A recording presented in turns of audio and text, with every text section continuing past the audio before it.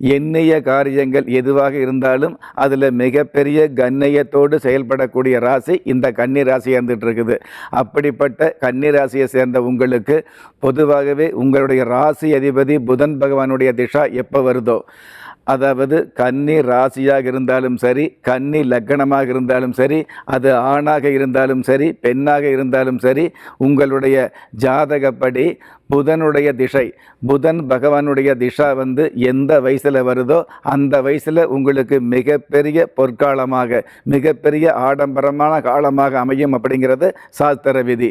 உங்களுடைய ராசி அதிபதியே புதன் பகவானாக இருக்கிறதுனால கன்னி ராசியில் புதன் பகவான் ஆட்சி உச்சம் அப்படிங்கிற 2 ஆதிபத்தியத்துக்கு சொந்தக்காரராக இருக்கிறதுனால திரண்ட செல்வங்களை கொடுப்பார் அப்படிங்கிறது உறுதியான விஷயம். புதன் பகவான் கன்னி ராசி கன்னி லக்னத்தை சேர்ந்தவர்களுக்கு புதன் பகவானுடைய ஆதிக்கம் வரும் பொழுது, திசா வரும் பொழுது, பொதுவாகவே புதன் பகவானுடைய திசை அப்படிங்கிறது 17 வருடம்.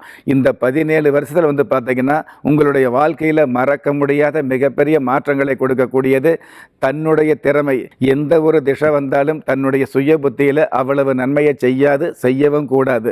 ஆனால் புதன் பகவான் மட்டும்தான் தன்னுடைய சுய புத்தி காலத்திலிருந்து முழுமையான 17 வருடங்களும் உங்களுக்கு பகட்டான செல்வங்களை கொடுக்கக்கூடிய, பகட்டான செல்வங்களை திகட்டாமல் கொடுக்கக்கூடிய அமைப்பில் இந்த புதன் பகவானுடைய ஆதிபத்தியம் இருந்துகிட்டு இருக்கும். அதே மாதிரி கன்னி ராசியை சேர்ந்த உங்களுக்கு சுக்கிர பகவானுடைய திசா வரக்கூடிய காலங்களில் பொதுவாகவே புதன் பகவானுக்கு மிகுந்த நட்பு கிரகமாக இருக்கக்கூடிய சுக்கிர பகவானுடைய திசா வரக்கூடிய காலங்களில் கிள்ளி கிடைக்கக்கூடிய யோகங்களை அள்ளி கொடுக்கக்கூடிய அமைப்பில் இந்த சுக்கிர பகவான் கன்னி ராசியை சேர்ந்தவர்களுக்கு, கன்னி லக்னத்தை சேர்ந்தவர்களுக்கு எந்த வயசில் வந்தாலும் நல்ல, அதாவது சொந்த பாக்கியங்களை நிச்சயமாக கொடுப்பார் அப்படிங்கிறது நிதர்சனமான உண்மை. இந்த கன்னி ராசியை பொறுத்தளவுக்கு சுக்கிர பகவானுடைய திசை உங்களுடைய வாழ்க்கை சக்கரத்தை மிகப்பெரிய சாந்தமாக, சந்தோஷமாக நகர்த்தக்கூடிய பாக்கியத்தோடு, அல்ல குறையாத மிகப்பெரிய அதிர்ஷ்டத்தோடு சுக்கிர பகவான் அருள் பாலிப்பார் அப்படிங்கிறத உறுதியாக தெரிஞ்சுக்கலாம்.